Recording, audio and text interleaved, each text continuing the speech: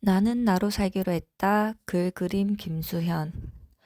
이 책은 제가 도서관에서 빌려 읽었었던 책인데 너무 좋아서 바로 구입해서 읽었었던 책입니다. 냉담한 현실에서 어른 사이를 위한 투두리스트라는 글이 적혀 있는데 저는 일단 성격이 내성적이기 때문에 사회생활을 하면서 참 많이 좀 힘들다는 느낌을 많이 받았습니다. 왜냐하면 사회생활을 하다 보면 다른 사람의 눈치를 보게 되고 다른 사람의 감정이 어떤지 이런 거를 계속 생각하게 되다 보니까 저 스스로도 많은 에너지와 체력적인 소모를 많이 해가지고 회사에서 돌아오면 아무것도 안 하게 되고 집에서는 핸드폰만 보게 되고 이런 생활이 반복되었었는데 계속 지금 25살부터 34살까지 근무하다 보니까 좀 사회생활에 대해서 좀 회의감이 들더라고요. 내가 그 사람들한테 꼭 그렇게 잘 보일 필요가 있나? 나는 어차피 돈을 받고 일하는 거고 내가 돈을 받은 만큼만 일하면 되는 건데 그 사람들한테 쩔쩔매거나 그 사람들을 너무 어렵게 할 필요는 없다. 그리고 내가 그 사람들한테 너무 마음에 들고 싶어서 힘들게 노력할 필요는 없다는 생각을 최근 들어서 가지게 되었습니다. 11페이지에 보통의 존재가 내가 아닌 것을 시기하지 않으며 차가운 시선을 견디고 있는 그대로의 나로서 살아가기 위하여. 이 책은 제가 작년에 그 좀 힘든 팀장님을 만났었는데 그때 참 정신적으로 힘들었었는데 그 시기에 저한테 많은 위로가 되어줬던 책입니다. 사회생활을 하면 상사를 잘 만나는 것도 복인데 좀 이상한 상사를 만나게 되면 정신적으로 많이 피폐해지게 됩니다. 그럴 때마다 어쩔 수 없이 이상한 상사는 있게 마련이고 그럴 때마다 퇴사를 할 수 없기 때문에 저 나름대로의 생존 방식을 강구했었던 게 이 책을 보면서 나는 어떤 생각으로 저 사람을 대해야겠다 이런 처세술을 배울 수 있었습니다. 17페이지에 나오는 글귀가 참 인상 깊었습니다. 갑질이란 최소한의 인격적 대우조차 갖추지 않은 천박한 갑과 최소한의 인격적 대우조차 요구하지 않는 무력한 을의 합작품이다. 그렇습니다. 갑질을 하는 사람이 솔직히 제가 느꼈을 때는 좀 많은 것 같더라고요. 근데 갑질도 그 사람도 사람에 따라서 난이도를 조절하더라고요. 그 갑질하던 상사도 또라이한테는 갑질을 좀 작게 하더라고요. 자기도 건드리면 안 좋은 걸 아니까 사람을 따져가면서 하는데 그 갑질을 계속 받아주거나 그 갑질에 대해서 불평불만을 안 하거나 쟤는 좀 건드려도 되겠다 싶은 애들한테는 좀 갑질을 좀 심하게 하고 그러더라고요. 그래서 저도 처음에는 그냥 좋은 게 좋은 거라고 그냥 다 맞춰주려고 했었는데 이 다 맞춰주다 보니까 제가 너무 피폐해져서 정신적으로도 너무 힘들더라고요. 그리고 정신적으로 무너지니까 체력도 많이 안 좋아지고 건강상의 지표도 좀 많이 안 좋아지더라고요.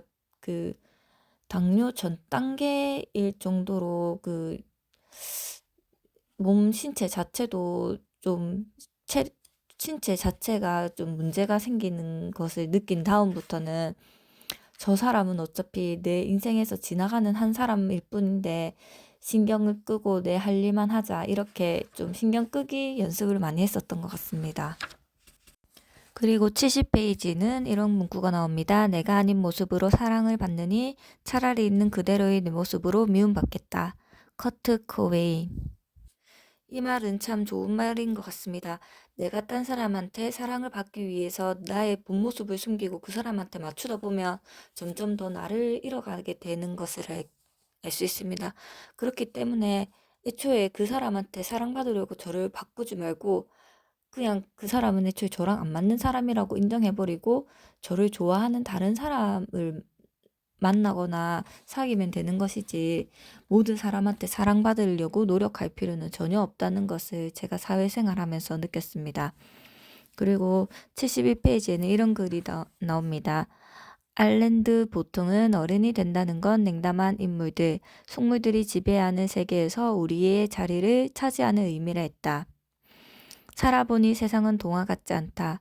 갑질에 붕괴하는 것이 새삼스러울 만큼 차별은 일상에 만연하고 속물의 조건적 관심에 의연한 척 무시하려 해도 마음은 주머니 속에 넣어둔 쿠쿠다스처럼 부서진다. 저도 참 작년에 진짜 힘든 일이 많았었는데 특히 인간관계로도 참 많이 힘들었습니다. 회사 내에서 편가르기 하는 사람을 진짜 전 난생 처음 만났었는데 나이가 50세 먹었는데 그분이 50세 나이를 먹었음에도 불구하고 여자분이셨는데 편가르기를 하더라고요. 제가 인사를 하면 받아주지도 않고 자기가 좋아하는 사람들의 부류로만 같이 이야기한다거나 그래서 처음에는 저도 그분과 잘 지내려고 노력을 했으나 내가 그럴 필요까지 있나 내 기분 맞추는 것도 힘든데 저 사람 기분까지 맞추어 가면서 근무할 필요는 없겠다 싶어서 저도 그다음부터는 그 사람한테 인사를 안 했습니다. 그러다 보니까 그냥 자연스럽게 그 사람이랑 저는 그냥 아, 뭐 같은 사무실에 있어도 그냥 아무렇 거의 투명인 것처럼 서로서로 취급을 했었던 것이죠. 그랬더니 저는 오히려 마음이 편하고 좋았습니다. 이렇듯 나이를 많이 들었음에도 불구하고 편가르기를 한다거나 남의 험담을 많이 한다거나 이런 사람들이 참 있더라고요. 그렇기 때문에 이런 사람들 사이에서도 내 자리를 굳건히 지키는 게 어른인 것 같습니다. 그리고 좋았던 구절이 72페이지에 건강한 자존감을 위한 두 기둥을 자아 효능감과 자아 존중감이라 이야기했다. 자아 효능감이란 자신을 돌보며 현실적 문제에 대처할 수 있다는 자기 신뢰이자 자신감이고 자아 존중감은 스스로를 존중하며 사랑받을 가치가 있다고 여기는 마음이다. 그런데 우리는 자존감을 적절하게 지켜낼 수 있는 사회에서 살고 있을까? 건강한 자존감을 가지고 자라왔다 해도 수십 장의 이력서가 거절당하고 회사의 소모품이 되어 일자리에서 내몰리는 상황에 스스로 삶을 유지할 수 있다는 자아 효능감을 느끼기는 어렵다. 또 적군으로 쉽게 서열을 나누며 차별을 권하는 사회에서 있는 그대로의 자신을 존중하라는 건 어쩌면 최면에 걸리자는 말에 가까울지 모른다. 세상은 자존감 없이는 점점 버티기 힘든 곳으로 변해가는데 개인은 자존감을 세우기가 더 어려워지고 있는 것이다. 저도 이 구절에 참 공감을 했던 이유가 계속 일하다 보니까 저는 그냥 회사의 소모품이 되어 있다는 생각이 많이 들더라고요. 사실 제가 없어지더라도 제 자리는 누군가 대체될 것이고 누군가 대체돼서 그냥 회사는 다시 굴러가게 되는데 저는 이 회사에 제 시간과 에너지를 쏟아가면서 제 삶의 일부분을 바치고 있는데 이런 삶이 과연 계속 지속돼도 괜찮을까 하는 생각도 가지고 있습니다. 그리고 음, 서열을 나누고 차별을 권하는 사회라고 했는데 서열에 따라서 사람을 차별하는 게 당연시되는 것 같습니다. 회사에서는 특히. 그렇기 때문에 제가 서열이 좀 낮다거나 그러면 당연히 차별받는 부분도 있고 상사한테 부당한 대우를 받지만 제가 서열이 낮기 때문에 제가 감내해야 되는 부분이 많았기 때문에 그 부분에서도 자존감이 참 많이 무너지는 경험을 많이 했습니다. 그리고 79페이지에는 스스로 판단하고 결정 내리는 것을 두려워하기에 나이를 먹어서도 멘토를 찾아다닌다. 그러나 해민 스님도 한비야도 당신이 어떤 사람인지 알려주지 못한다. 나답게 산다는 것은 경험과 탐색 속에서 스스로 판단하고 스스로 결정하는 법을 익히는 일이다. 이 구절이 참 마음에 들었던 이유가 저 또한 그 많은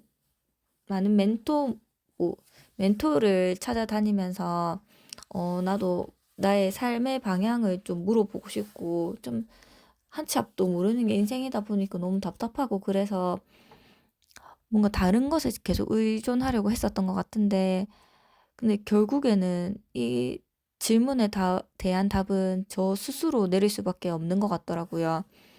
그 누구도 나를 잘 아는 사람은 절대 없을 뿐더러, 근데 사실 저는 저 자신도 제가 잘 모른다고 생각하기 때문에 일단 저를 알아가는 과정부터 지금 차근차근 밟아가고 있는 중입니다. 이렇게 어, 현실에서 나는 나로 살기로 했다. 나 자체로 살아가는 게 참 쉽지가 않은 세상인데, 그래도 뭐 그래도 조금이나마 나다운 것을 하면서 나를 지켜가면서 자존감을 지켜가면서 사회생활을 할 수 있는 방법들이 여기 많이 나와 있습니다.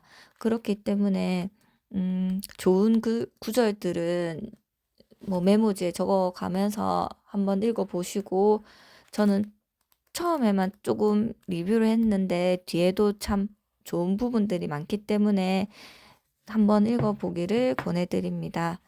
오늘 영상은 여기까지 하겠습니다. 감사합니다.